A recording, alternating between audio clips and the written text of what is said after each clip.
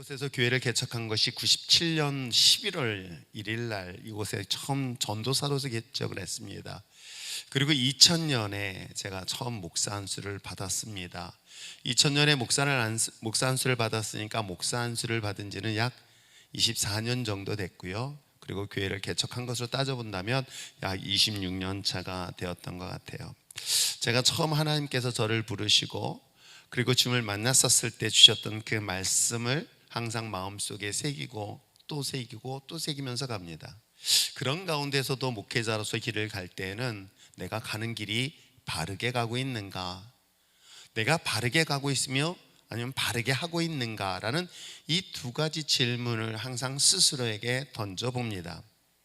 그것을 나는 잘하고 있다라고 생각하는 게 중요한 것이 아니라 그에 대한 결과물들을 제가 기대하고 있는데 어떤 걸로 제가 스스로를 돌아보는지 아십니까?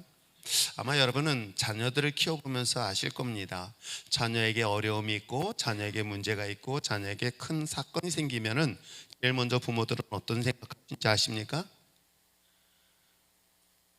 잘 모르세요? 그러한 상황이 딱 이르면 제일 먼저 누구 탓이라고 할까요? 저 원수 같은 남편? 대통령 탓? 그런지는 아닐 거예요. 대부분의 부모들은 내 탓이다라고 생각하는 경우가 아마 일반적인 모습일 거예요. 저 역시도 사실은 지금까지 목회를 해보면서 어떤 사건이나 일어나고 문제가 일어나면 그 사건을 통해서 저 스스로를 돌아보게 되어지죠. 내가 바르게 가고 있을까? 아니면 내가 바르게 하고 있는가? 내가 가고 있는 방향은 정확하게 잘 맞춰서 가고 있는가라는 것들을 항상 주님 앞에 질문을 던져보고, 혹시라도 여러분들에게 어떤 일이 생기고 문제가 생기면은 내가 잘못하고 있는 것은 아닐까라고 하면서 제 스스로를 돌아보기를 장어치 26년째 사실은 하고 있습니다. 그 중에서 제가 잘하고 있는 것은 무엇이며 잘 가고 있는 것은 무엇일까? 그것은 주님이 내게 명령하신 것을 내가 잘 수행하고 있는가를 가지고 제 스스로를 평가하고요, 제 사역을 돌아보기도 합니다.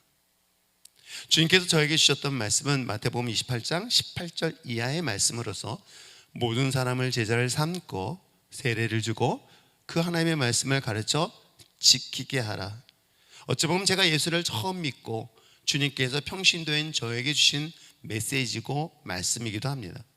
그리고 그 이후에 목회자로 가기 위해서 주셨던 또 하나의 말씀은 바로 요한복음 21장 말씀으로 너가 나를 사랑하냐는 주님의 그 질문 앞에 아직도 잊지 못하는 것은 그 광화문에서 내려야 될 그 버스를 한 정거장 더 내려가면서까지 펑펑 울면서 오늘 하나님의 나에게 부르심에 대한 메시지로 들었던 것이 여전히 제 마음의 설렘 내지는 가슴의 벅차오름은 여전히 지금도 동일하다는 것을 경험합니다. 그런데 문제는 뭐냐면 주님이 주신 이 말씀대로 내가 방향을 바로 잡고 바르게 가고 있는가? 나는 하고 있다는데 그에 대한 증거는 사실 여러분이기도 합니다. 여러분들이 믿음으로 삶을 살아내고 있고 믿음으로 삶의 결과들을 나타낼 때는 그때서야 내가 지금 바르게 하고 있구나 라는 것들을 스스로에게 위로를 합니다. 그런데 여러분들에게 열심히 말씀을 가르치고 훈련을 시켰는데도 불구하고 아무런 변화가 일어나지 않을 뿐만 아니라 제가 예상 밖의 결과를 가져다 줄 때는 스스로가 낙심할 뿐만 아니라 내가 정말 바르게 하고 있는가, 잘 하고 있는가에 대한 고민에 빠질 때가 사실 참 많이 있습니다. 그럼에도 불구하고 포기할 수 없는 그 메시지, 하나의 말씀은 오늘 바울이 가장 사랑하는 제자였던 디모데에게 자신의 죽음을 앞두고 마지막 메시지를 전했던 이 말씀은 예수님이 이 땅의 모든 사역을 마치고 마침내 하나님의 나라에 가기 전 마지막 유언처럼 제자들에게 했던 메시지와 동일하다는 것을 발견하게 되는 것입니다. 어찌 보면 이 메시지가 저에게 주신 하나님의 마지막 메시지고 그 메시지를 가지고 내 삶의 사역의 중심이 되었던 것처럼 저는 여러분들에게 제가 생명을 다하는 날까지 이 사역을 멈출 수 없을 것입니다. 그러나 이것은 저에게만 준 메시지라고 저는 생각하지 않습니다. 그것은 구원을 받은 저와 여러분, 주님의 제자로서 주님의 자녀로서의 삶을 살아가는 데 있어서 준 모든 성도들에게 준 메시지임을 잊지 마시기를 부탁드립니다. 하나님께서 십자가를 통해 우리에게 생명을 주시고 우리에게 구원의 생명과 우리의 구원의 영혼의 기쁨을 주셨다고 한다면 그 주신 목적, 주님은 우리를 부르신 분명한 목적이 있지 않을까요? 저는 그 메시지가 어찌 보면 저를 부르셨던 메시지처럼 여러분 모두 다 함께 공유할 수 있는 메시지가 참 됐으면 좋겠어요. 왜 그런지 아십니까? 목회 25년, 26년 차 들어가면서 이렇게 돌아보며 바울은 참 행복한 목회자구나라는 생각을 합니다. 제가 왜 바울을 보면서 왜 행복한 목회자라고 그런지 아십니까?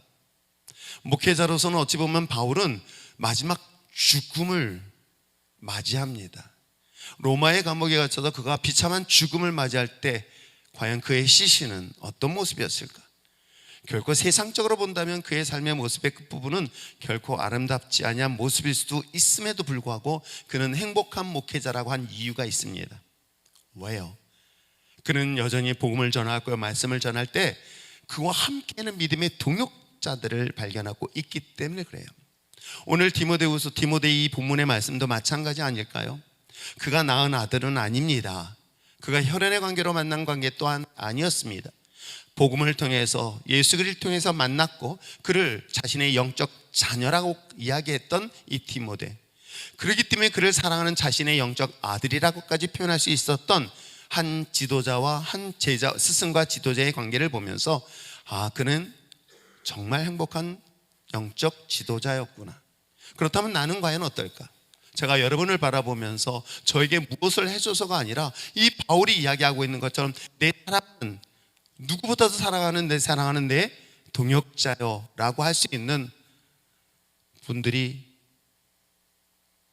많을 거라고 생각합니다. 많아야 되지 않을까 라는 그런 마음의 소망을 갖고 있습니다. 그렇다면 오늘 본문을 통해서 유언과 같은 이 메시지, 그 메시지 내용이 무엇일까? 오늘 그것은 바로 3절에 2절에 기록되어 있습니다. 그것은 바로 너는 말씀을 어떻게 하라? 전파하라. preaching, 선포하라고 이야기하고 있는 거예요. 사랑하는 성도 여러분, 우리는 그리스도를 통하여 구원받은 믿음의 자녀로서 때를 어떤지 얻지 못하던지 복음을 전해야 되는 것은 그것은 특정한 누구에게 주어진 사명이 아닌 우리 모두의 사명이 되어야 될 줄 믿습니다. 그것은 여러분 힘을 다하여 여러분이 있는 각자의 위치에서 여전히 예수 그리스도를 전하고 선포해야 되는 위치가 저와 여러분이어야 될 줄 믿습니다. 오늘 우리 수린이 저 조그만 딸이 앉아 있지만 제가 이제 대학교 들어갔습니다. 내가 그랬습니다. 학교에서 너는 그리스도인이라는 것 잊지 마라. 나는 하나님의 믿음의 자녀야. 아무리 세상 속에 있을지라도, 그래서 그리스도인들이 세상을 떠나서 교회 공동체 안에만 있으라고 하고 싶지는 않습니다. 내가 세상 속에 나가서 거룩한 영향력을 미칠 수 있는 실력 있는 그리스도인이 되어질 것을 우리 수린이에게 부탁한 것처럼 여러분도 마찬가지겠죠. 여러분은 여러분의 각자의 위치에서 복음을 선포하고 복음을 외치며 나갈 수 있는 진정한 그리스도인 되시길 바랍니다. 그런데 여러분, 내가 복음을 전파하려면 내 스스로를 먼저 돌아보게 되지 않을까요? 그 말씀을 증거하는데 내가 그렇게 살지 못한다면 감히 두려워서 어떻게 전하겠습니까? 우리는 예수님의 십자가에 피 묻은 손으로 우리를 거룩하게 하신 그 주님의 능력을 믿고 거룩하게 구별되어서 오늘 바울이 디모데에게 엄히 명한다라는 이 명령처럼 주님께서 제자들에게 마지막 유언처럼 말씀하셨던 것처럼 여러분의 복음을 증거하고 선포하는 그런 여러분 되었으면 참 좋겠습니다. 이것은 바울이 디모데에게 요구하는 것처럼 목사인 저 역시도 바로 여러분에게 기대하고 있는 중요한 메시지이기도 합니다. 두 번째 볼 수 있는 것은 무엇일까요? 오늘 2절 그 다음 절에 보니 때를 어떤지 못 어떤지 항상 힘쓰라는 것은 복음을 전파하는 것이라면 범사의 오래 참음과 가르침이라고 이야기를 하고 있습니다. 근데 이 본문은 이렇게 짧게 되어 있지만 사실은 나눠져 있습니다. 끝까지 참고 가르치라고 이야기를 하고 있는 거예요. 제가 이 말씀을 보면서 때에 따라서는 실망도 하고 실망도 할 뿐만 아니라 낙심도 합니다. 내가 여전히 내가 아끼는 제자처럼 말씀을 훈련시켰는데도 불구하고 그 기대에 기대만큼의 오르지 못할 때는요, 저 역시도 좌절하고요, 실망하고 낙심합니다. 그러면서도 불구하고 오늘 성경은 우리에게 바울은 디모데에게 이야기를 하고 있어요. 언제까지? 끝까지, 주님이 오시는 그날까지 끝까지 참고 뭐 하라고요? 가르치라고 이야기를 하고 있는 것입니다. 프리칭에 의해서 티칭을 하는 것은 어찌 보면 저에게 주어진 사명이고, 이건 저 하나만의 사명이 아니라 우리 모두의 사명이어야 될 줄 믿습니다. 그러나 더 중요한 것은 말씀을 가르치는 것만으로 이야기하지 않습니다. 말씀을 선포하는 것만으로 끝나지 않습니다. 그 다음에 뭐라고 얘기하고 있는지 아십니까? 경책하며 경계하며 권하라고 하고 있는 이 내용은 어떤 내용이냐면, 책망하고 경계하며 끝까지 권면하라고 이야기하고 있는 거예요. 예수님께서 제자들에게 말씀하신 것처럼 하나님의 말씀을 가르치는 것으로 끝나는 게 아니라 그 말씀대로 가르침에 대하여 끝까지 지킬 수 있도록 가르쳐 지키게 하라. 때에 따라서 목사로서 여러분들에게 잔소리를 할 수 있고, 때에 따라서는 여러분들에게 꾸짖는 책망의 소리를 하게 되어질 때에 가끔은 그런 얘기를 하게 되어집니다. 그러다 상처받으면 어떨까? 근데 저는 이런 생각을 하게 되었습니다. 목회자로서 성도에게 진짜 상처는 여러분들이 신앙적으로 살지 못하는 것을 꾸짖지 않는 것이 오히려 죄고, 잘못했을 때 꾸짖지 않는 것이 당장은 그 사람에게 상처처럼 느끼지만 시간이 지나면 그것이 그 사람에겐 유익을 준다, 안 준다? 준다. 여러분, 여러분의 자녀들이 바르지 않은 길을 가는데도 그냥 내버려 두는 부모가 단 한 사람이라도 있을까요? 여러분의 자녀들이 만약에 죽음의 끝자리에 가 있다고 한다면 그것을 그냥 구경만 하고 있는 부모가 단 한 사람이라도 있을까요? 목회자로서, 아니 우리 모두도 다 마찬가지일 것입니다. 여러분은 여러분에게 맡겨진 영혼들이 분명히 있습니다. 그것이 자녀이든 아니면 여러분들에게 전도할 대상이든, 그리고 주변에 있는 모든 사람이든 다 마찬가지일 것입니다. 그 말씀을 선포하고 가르치며 그 말씀대로 살 수 있도록 때에 따라서는 권면도 하고 책망도 하고 꾸짖기도 하고 그 말씀대로 살아낼 수 있는 저와 여러분 되시길 주님의 축복합니다. 근데 가장 중요한 것은 무엇 때문일까? 왜 바울은 디모데에게 왜 하나님의 말씀에 대하여 선포하고 그 말씀에 대하여 가르치고 그 말씀대로 살라고 하는 이유가 무엇 때문일까요? 그것은 바로 우리가 함께 보았던 바로 15절부터 네 가지 이유 때문에 그렇습니다. 15절에는 뭐라고 얘기하고 있습니까? 너희들은 어려서부터 성경을 알았지만 그 성경에는 뭐예요? 예수를 아는, 즉 믿음으로 말미암아 무엇을? 구원에 이르는 지혜가 어디에 있다? 말씀에 있다라고 이야기하고 있기 때문에 그래요. 제가 여러분들에게 비유 설교를 통해서 말씀드리는 것처럼 우리는 분명 신앙생활 하는데 두 가지의 길을 선택하게 되어집니다.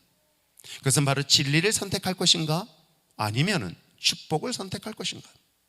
물론 어린아이 신앙에 있는 사람들에게는 그들에게 필요한 축복이 분명히 필요할 수 있습니다. 그렇기 때문에 예수님께서도 공생의 사역 중에 많은 부분들을 어떻게 하셨습니까? 병든 자를 고치셨고 약한 자를 치유하셨으며 때에 따라서는 가난한 그들에게 부유케 하셨던 것 또한 사실이기도 합니다. 그러나 사랑하는 성도 여러분, 우리가 궁극적으로 예수를 믿고 따르는 이유는 딱 한 가지예요. 그것은 바로 진리 대신 예수 그리스도를 통한 구원의 역사가 임하는 것이겠죠. 여러분이 구원을 받는 것은 무엇입니까? 오직 진리인 예수 그리스도밖에 없다는 사실. 그러면 성경은 우리에게 무엇을 알려주는지 아시겠습니까? 성경은 바로 우리를 구원을 알게 하는 그 지혜를 어디를 통해서? 말씀을 통해서 발견할 수 있기 때문인 것을 분명히 말하고 있는 것입니다. 그러기에 이 일을 평신도부터 지금까지 포기하지 못하고 여전히 하는 이유도 그런 이유 때문이라 한다면, 최소한 율정교회에 속해 있는 여러분들은 교회를 다니는, 그야말로 여기를 벤처워머처럼 따뜻하게 데피고 나가는 그리스도인, 세상에 나가서 무기력하고 무능력한 그리스도인들이 아니라 진정 구원받은 믿음의 자녀로서 말씀으로 무장된 그리스도인, 그 복음으로 말미암아 진정 구원의 확신을 가지고 세상에 끌려가는 것이 아니라 세상을 변화시키고 이끌 수 있는 그리스도인이 되어지는 것이 바로 바울이 디모데에게 요구한 것이고 주님이 제자들에게 요구하는 것이고, 그 말씀이 저에게 요구하셨기 때문에 결단코 포기할 수 없기에 여러분들에게 이 말씀을 전하는 것이고, 이 말씀대로 여러분들이 그 말씀의 지혜를 언제나 가까이 할 수 있는 저와 여러분 되시길 부탁드립니다. 그 복음에는 하나님께서 구원을 이루는 지혜를 있을 뿐만 아니라 그 다음 17절에 이렇게 이야기를 하고 있습니다. 이는 하나님의 사람으로 온전하게 한다라고 이야기하고 있어요. 여기서 온전하다는 것은 다른 뜻이 아닙니다. 하나님의 사람으로서 능력 있는 사람으로 만든다는 거예요. 뭐예요? 복음이 진리가 하나님의 말씀을 이야기하고 있는 거예요. 사랑하는 성도 여러분, 하나님의 거룩한 믿음의 자녀들의 진리를 가진 자들은 세상 앞에 타협하는 게 아니라 세상을 이끌 수 있는 능력을 주님께서 말씀을 통해서 주셨습니다. 그래서 영접하는 자 곧 그 이름 믿는 자에게는 하나님의 자녀의 권세를 주심을 성경은 분명히 이야기를 하고 있는 것이겠죠. 무기력한 그리스도인을 말하고 있는 것이 아닙니다. 세상을 변화시킬 수 있는 하나님의 거룩한 믿음의 자녀들은 복음을 가진 자들이라면 얼마든지 할 수 있음을 성경은 우리에게 끊임없이 이야기를 하고 있는 것이겠죠. 사랑하는 성도 여러분, 우리가 복음을 선포하고 그 복음을 가르치며 그 복음을 말씀대로 살아야 되는 중요한 이유가 바로 구원에 이르는 지혜뿐만 아니라 하나님의 능력이 있는 그리스도인, 능력 있는 하나님의 사람이 될 수 있다는 것 또한 잊지 마시기를 바랍니다. 마지막으로 무엇을 얘기하고 있습니까? 모든 선한 일을 행할 수 있는 능력을 가질 수 있다는 걸 이야기하고 있어요. 저는 이 말씀을 여러분 깊이 묵상하시기 바랍니다. 목사님, 이거에서 이걸 해주세요 라고 하시지 않으셔도요, 여러분들은 그러한 능력들을 다 갖고 있을까요? 있습니다. 그래서 저는 필요 없는 존재예요. 사실은 제가 있어야 될 존재가 예수 그리스도만 여러분에게 있으면, 왜요? 오늘 여기서 이야기하는 것처럼 하나님의 그 행한 선한 일을, 그 선한 일을 행할 수 있는 능력, 그것은 바로 예수님께서 이 땅 가운데 행하셨던 능력들을 기억하시면 돼요. 예수님께서 이 땅에 오셔서 나를 본 자가 누구를 본 자다? 하나님을 본 자라고 이야기를 하고 있습니다. 그래서 너희들이, 내가 하는 일을 너희도 할 수 있다 없다? 있다라고 분명히 성경은 약속하고 있는 것입니다. 무엇으로 말미암아? 복음으로 말미암아, 말씀으로 말미암아. 여러분의 말씀이 여러분 안에서 살아 역사한다면 그 말씀의 능력으로 주 예수 그리스도가 행하였던 놀라운 능력을 바로 저와 여러분도 능히 행하게 될 줄 믿습니다. 이런 강력한 그리스도인들이 세상에 끌려갈까요? 세상을 변화시킬 수 있을까요? 12명의 그리스도인들이 오늘날의 기독교의 역사, 인류의 역사를 바꾸신 것을 여러분 보신다면, 저는 한 명의 진정한 그리스도인 한 사람이라도 얼마든지 이 시대의 역사를 바꿀 수 있다 없다? 있다. 이 땅에 많은 교회가 있지만 한 교회를 통해서도 하나님의 부흥의 역사가 일어날 수 있다 없다? 있다. 저는 그 소망을 저의 마음속에 갖고 이 말씀을 붙잡고 여러분들이 그런 하나님의 거룩한 영광의 도구로 쓰임받기를 원합니다.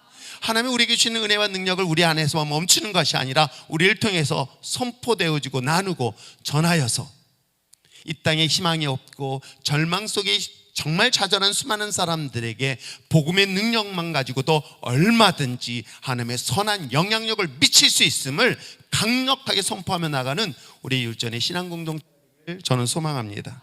그런 믿음의 거룩한 자녀들이 되어서 바울이 마지막 죽음을 앞둔 그 상황 속에 자신의 가장 애제자인 디모데에게 이야기한 이 말씀, 어찌 보면 예수님께서 마지막 이 땅 가운데 모든 사역을 마치고 승천하시기 전 12명의 제자들에게 주셨던 마지막 메시지, 그리고 그 메시지가 나의 메시지가 된다면 이제는 이 메시지가 우리 모두 공동체의 메시지가 되어서 여전히 그 복음을 가지고 선포하고 전하고 가르치고 그 말씀대로 살아내는 저와 여러분 되시기를 주여 축복합니다. 기도합시다.